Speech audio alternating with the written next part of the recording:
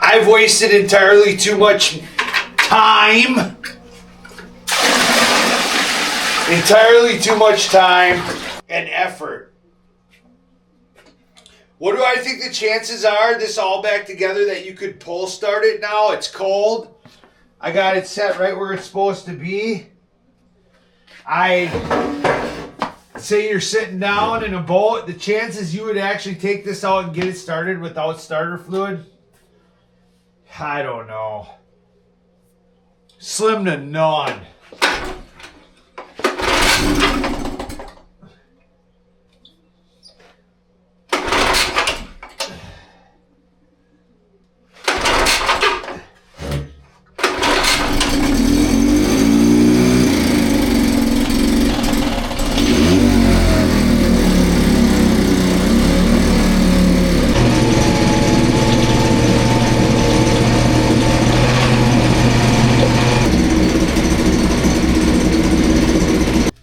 Guys, what have we learned through all this project? Would I do it again? I would do it again. And I'm only this time.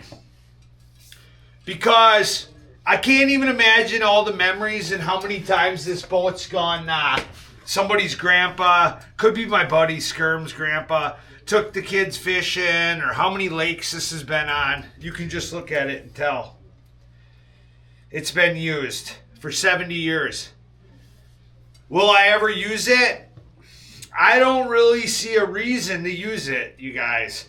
They make electric motors now with lithium batteries that are probably a third the weight. You got no struggle, no. Just the ease of use of an electric motor now that's got 150 thrust. And a lithium battery will get you around all day on the water. I don't think I'll ever use this. You'd have to drag this around, drag an extra gas tank. I'm probably going to build a motor holder that looks really nice and stain it and put this up as a display because I think it looks really, really cool. I told you, you see all the fins and everything on it. It's a great looking piece of art, you guys. But that's what it's going to be. A piece of art. So I can't say I'd take another one on. I learned a lot about old carburetors. I've worked on a lot of carburetors. I've never worked on an old boat carburetor like this with the high-low on it.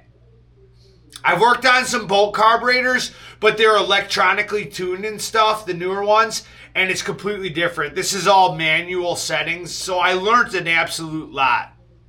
So I wouldn't give that back for the world. You know, I got to learn a whole bunch of new ideas, and I thought for sure I'd never get it back together and running, and I did, and I got it to the point you could pull start it. But no, I don't think I would ever waste my time taking this on the lake, you guys. Unless it was a special occasion or something. It just doesn't make sense in 2026 to run a motor this old. Unless you had it sitting in a boat in your backyard or something on the water. To drag this around is just insanity. And that's why you don't start motors in your basement. I showed you this video clip here just to show you that. You seen all that smoke?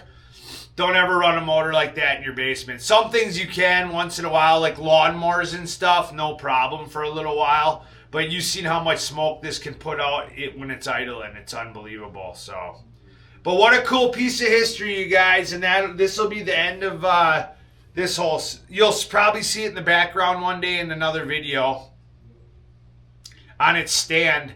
Where I got it running now. This is how I am. I got it running. Now I got it all cleaned up. I'm going to put all new gear lube in it, so I know it runs good. I got the carburetor empty, so I know that it won't break down the cork floating there. And I learned a lot, and I had a lot of...